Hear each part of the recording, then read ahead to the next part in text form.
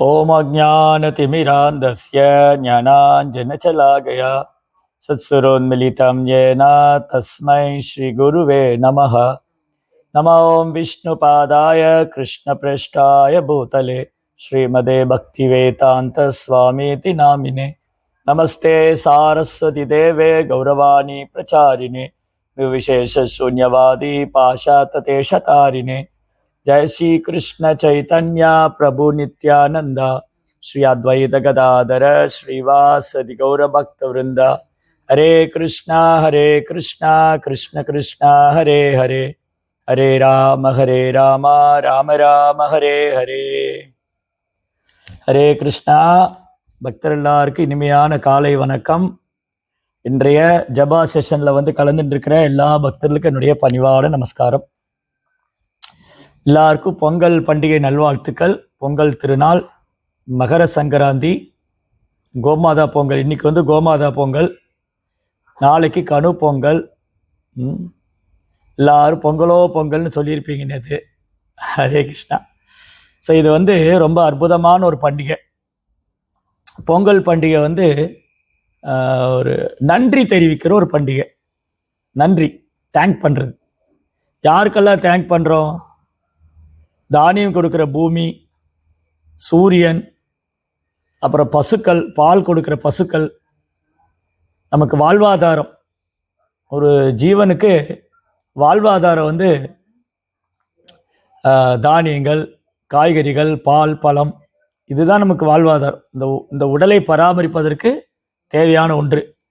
அதை பகவானுடைய கிருபையில் நமக்கு நல்லபடியாக கிடைக்குது. விவசாயி ஆடி மாதம் விதை போடுவார். ஆடி மாதம் விதை போட்டு ஆனி, ஆடி, ஆவணி, புரட்டாசி, ஐப்பசி, கார்த்திகை, மார்கழி, தை மாதம் அறுவடை. இதுக்கடையில் 4 மாதம் மழைக்காலம். அப்போ அவங்களுக்கு தண்ணி பிரச்சனையும் கிடையாது. 4 மாதம் மழைக்காலம் இருக்கும். அப்பப்போ போய் வயலில் களை பறித்து விட்டால் மட்டும் போதும். தானியங்கள் நல்லா வளரும். இப்போ தானியங்கள் நல்லா வளர்ந்த உடனே தை மாதம் அறுவடை பண்ணுவாங்க.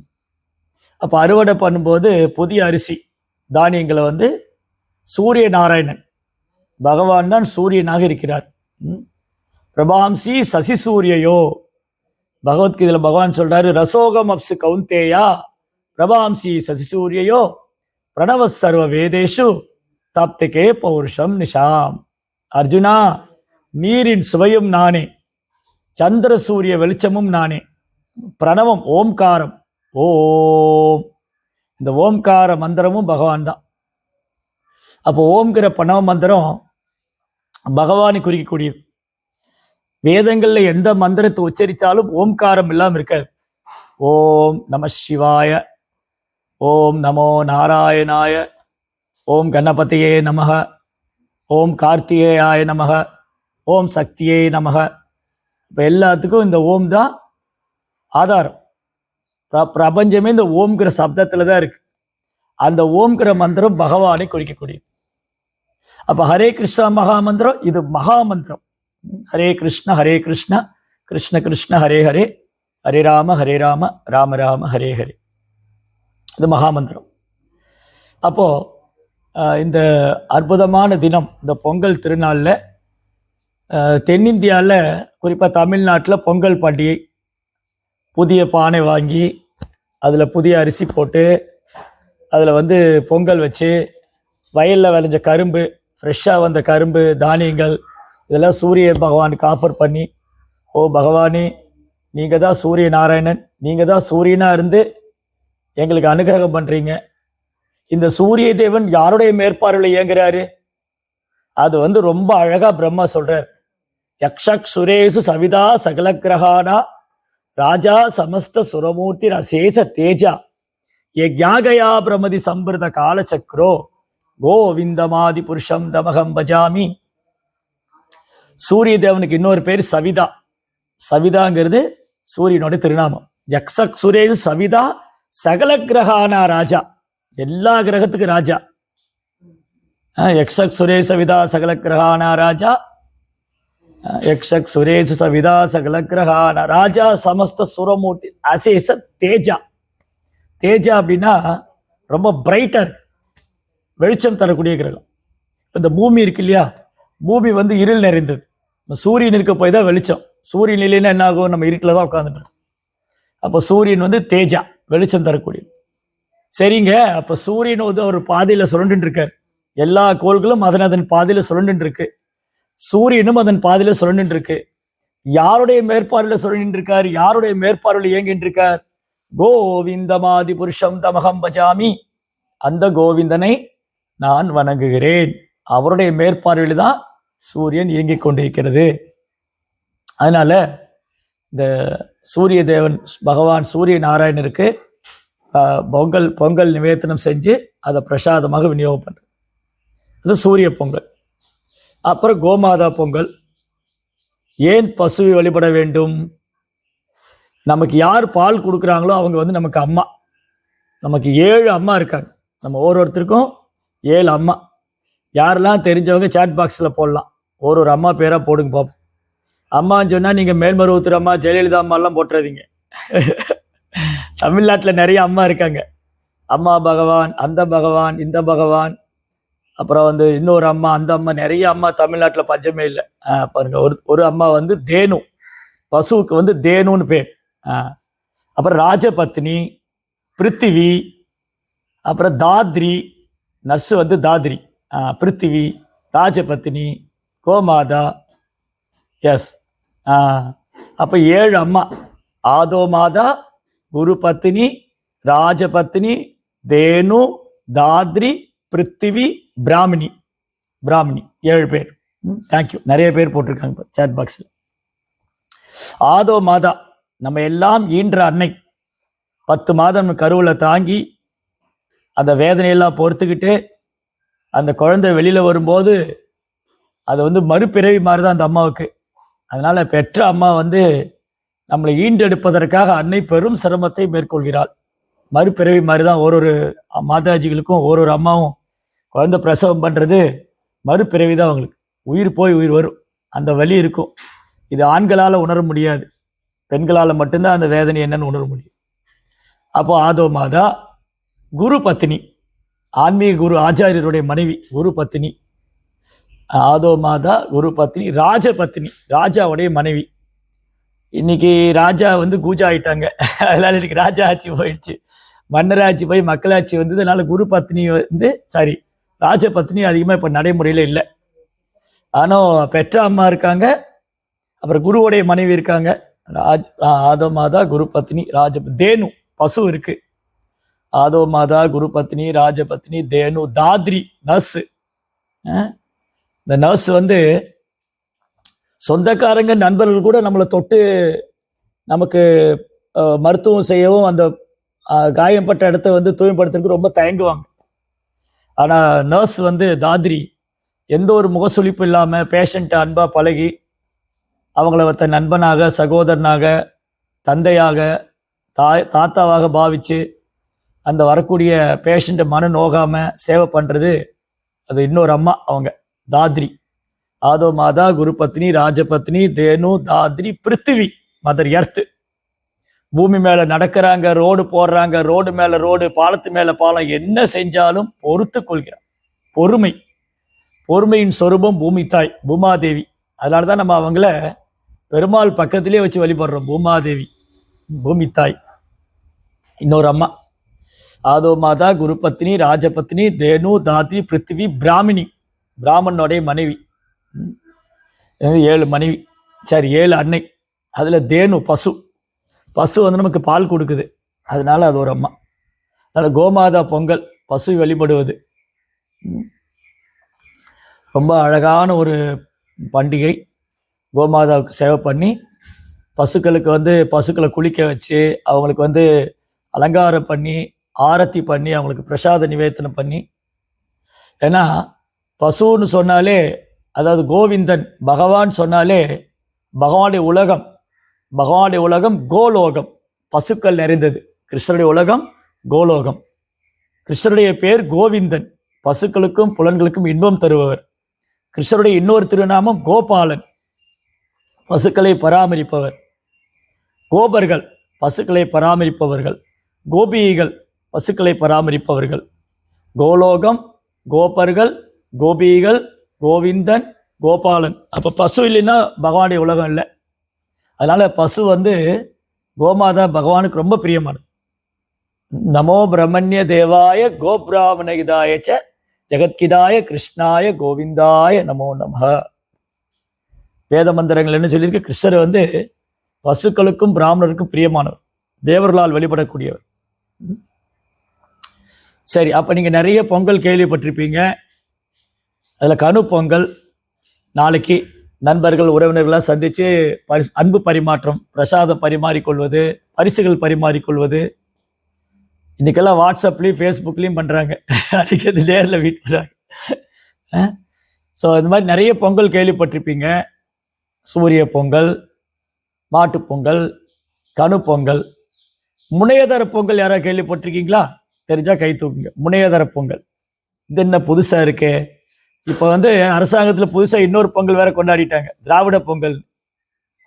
அது ஒரு கோமாளித்தனமான பொங்கல், அதை விட்டுருவோம், அதை நம்ம பேச வேண்டாம், அதுக்கு நமக்கு சம்மந்தம் இல்லை. அங்கே போட்டிருக்காங்க பாருங்க, திருக்கண்ணபுரம்.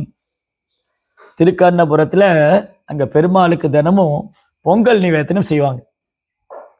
அந்த பொங்கலுக்கு என்ன ஸ்பெஷலு? ஏன் அங்கே பொங்கல்? எல்லா பெருமாள் கோயிலையும் பொங்கல் நிவேதனம் பண்ணுவாங்க. எந்த பெருமாள் கோயிலில் போனாலும் வெண் பொங்கல், சக்கரை பொங்கல் நிவேதனம் பண்ணுவாங்க. ஆனால் இந்த பொங்கலுக்கு ஏன் அவ்வளோ சிறப்பு? அதுக்கு தனி பேர் வேறு இருக்கு, முனையதர பொங்கல். ரொம்ப அழகான திவ்ய தேசம். ஸ்ரீ வைஷ்ணவ சம்பிரதாயத்தில் பஞ்ச கிருஷ்ணாரண்ய கஷேத்திரம் இருக்கு. 5 கிருஷ்ணாரண்ய கஷேத்திரம்: திருக்கண்ணபுரம், திருக்கண்ணங்குடி, திருக்கண்ணமங்கை, திருக்கோவிலூர், கபிஸ்தலம். 5 பஞ்ச கிருஷ்ணாரண்ய கஷேத்திரம். கிருஷ்ணாரண்யம் அப்படின்னா, ஆரண்யம்னா காடு, கிருஷ்ணாரண்யம்னா பகவான் குடிகொண்டு எழுந்தருளிய காடு. இன்னைக்கெல்லாம் வந்து நகரம் ஆயிடுச்சு, பெரிய பெரிய சிட்டி ஆயிடுச்சு. அன்னைக்கெல்லாம் ஃபுல்லாக ஃபாரஸ்ட் தானே. அதில் இந்த திருக்கண்ணபுரம் திவ்ய தேசம் வந்து ரொம்ப அழகான ஒரு திவ்ய தேசம். அதோடைய பெருமைகளை வந்து 5-10 நிமிஷத்துல சொல்லி முடிக்க முடியாது, ஷார்ட்டாக வேணும் சொல்ல. ஸோ அப்போ Guruji please clarify. Hare Krishna. Okay.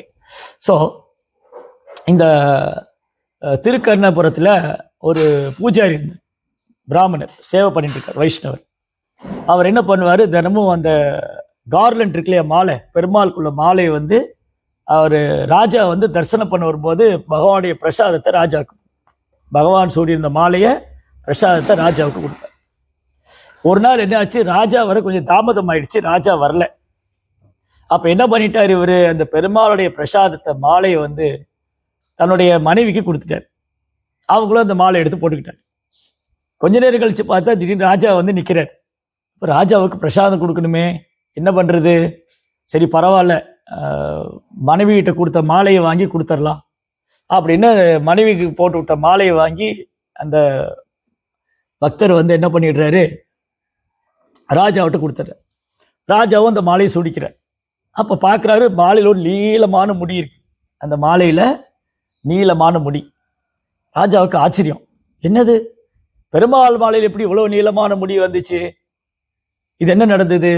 அப்போ இதை யாருக்கும் கொடுத்துட்டு திரும்பி நம்ம கொடுக்குறாரா இவர், இதில் எப்படி முடி வந்தது? அப்போ கேட்குறார் ராஜா.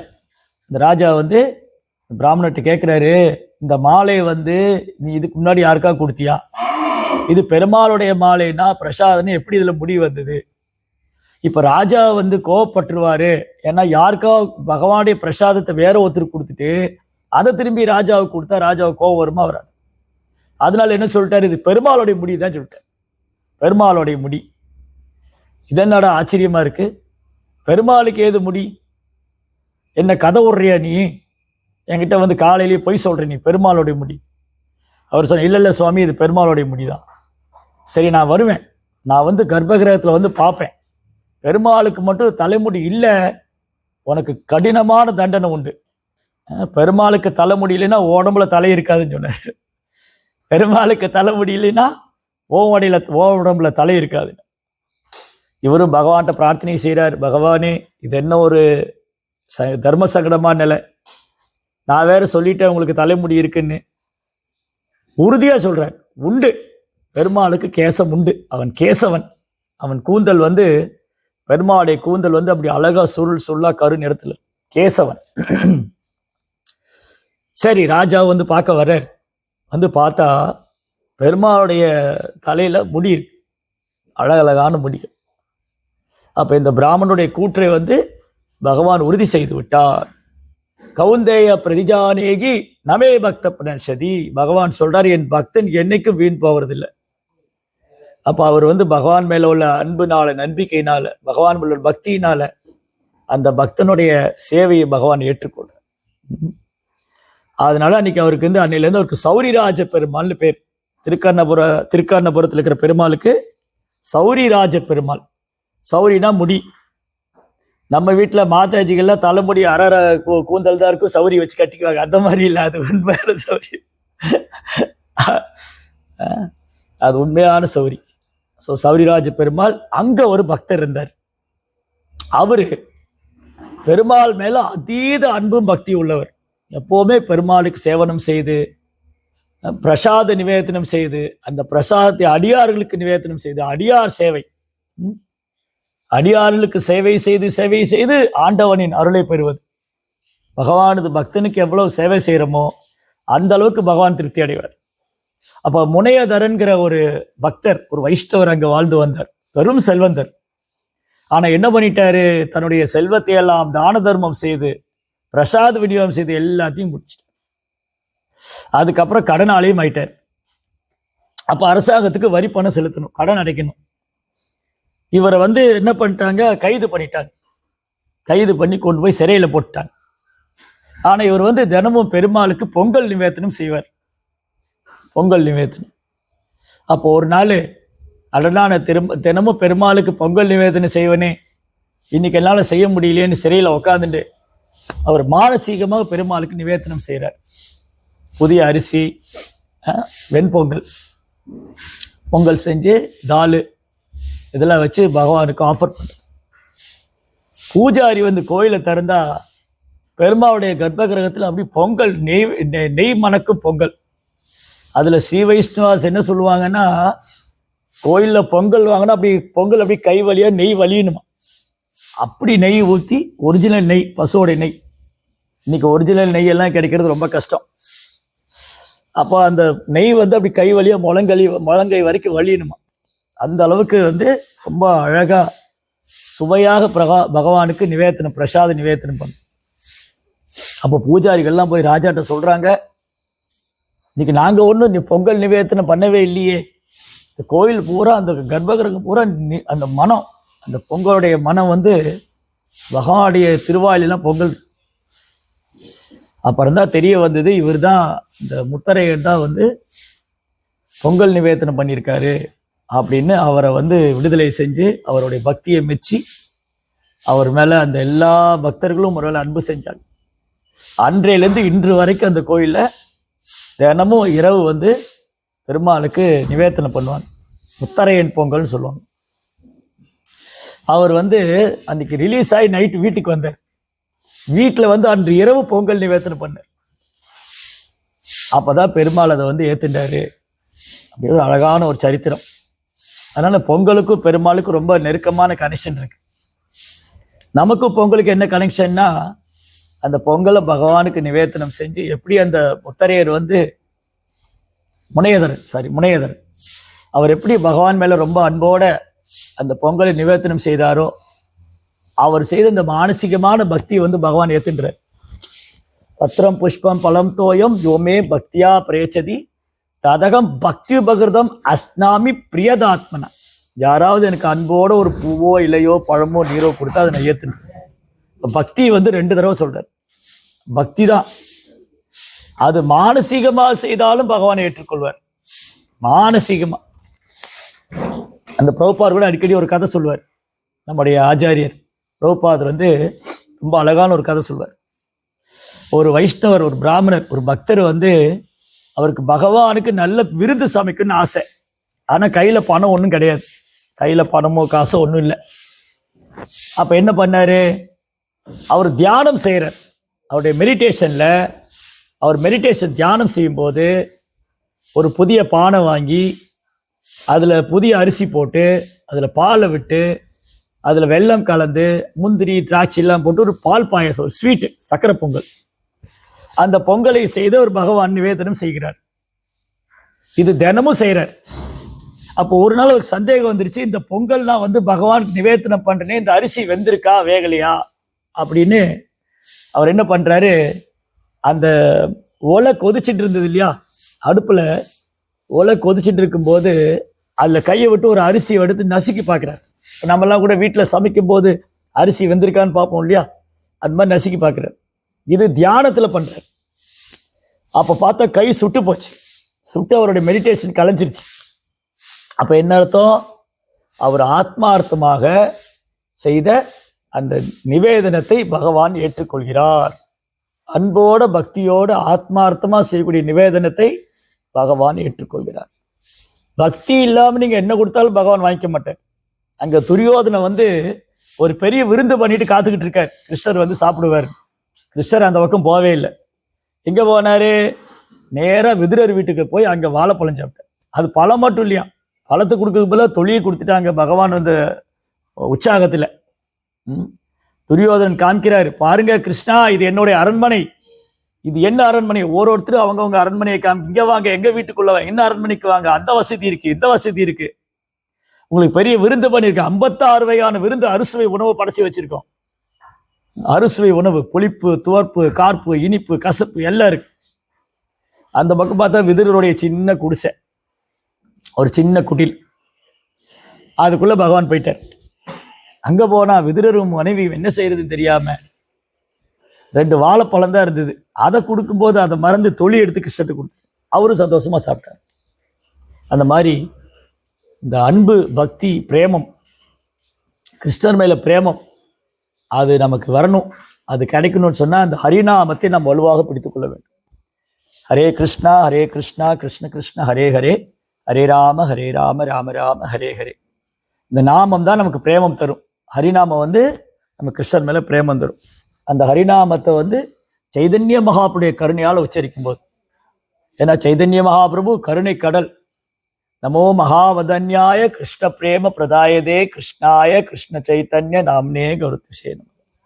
பகவானே கிருஷ்ணரே சைதன்ய மகாபிரபு அவதாரம் பண்ணி அந்த பிரேமத்தை எல்லாருக்கும் விநியோகம் பண்றார். ஹரிநாமத்தை ஜபிக்கிறது மூலமா நமக்கு கிருஷ்ணர் மேல படிப்படியா அன்பு, பிரேமம் அதிகரிக்கும்.